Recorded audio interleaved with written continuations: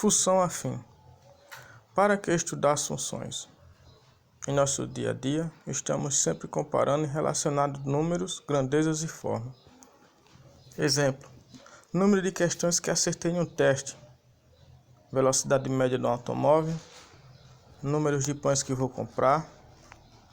Observe esse outro. Na padaria de Ana tem uma tabela para facilitar o trabalho do caixa. Número de pães. Em um pão, 20 centavos. Vai pagar o preço de 20 centavos. Em 2 pães, 40 centavos. 4 pães, 80 centavos.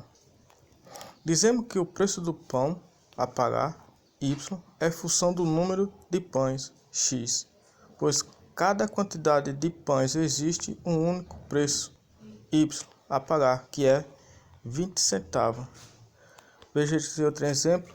É a quantidade de tela necessária para cercar um terreno quadrado de 5 metros. Observe que um quadrado ele vai ter 4 lados. Como x mede 5 metros, y é igual a 4,5. Concluímos que serão necessários 20 metros de tela para cercar o terreno. A definição de função afim chama-se função afim quando existem dois números reais, a e b, que f de x é igual a x mais b para todo x pertence a R. Podemos representar os pares ordenados no plano cartesiano e fazer gráfico da função. Esse gráfico da função vocês vão fazer aquele plano cartesiano. Primeiro quadrante, segundo quadrante, terceiro quadrante e o quarto quadrante. Por que cartesiano? É aquela de René Descartes. A ciência cartesiana gozou de uma grande popularidade por quase um século, mas depois necessariamente cedeu lugar ao raciocínio matemático de Newton. Ironicamente, foi em grande parte a matemática de Descartes que mais tarde possibilitou a denotada ciência cartesiana. A forma de localizar pontos no plano foi imaginada por René Descartes, lá no século XVII. Observe aí a forma y é igual a x mais 1, a tabela onde tudo se inicia, faz todo o cálculo e desenha o plano cartesiano que está de um lado direito. Tem outro exemplo, uma outra forma, y é igual a menos 2x, e cada valor que você acrescentar aqui em y vai aumentar esse plano cartesiano. Um outro exemplo é uma certa cidade, os taxistas cobram R$ 2,50 a bandeirada, mais R$ 1,50 por quilômetro rodado. Como é possível para um passageiro determinar o valor da corrida? Primeiro vocês vão considerar a quantidade de quilômetros e o valor. Observe a fórmula, y é igual a 1,50 x mais R$ 2,50. E aí vem a tabela, os valores rodados.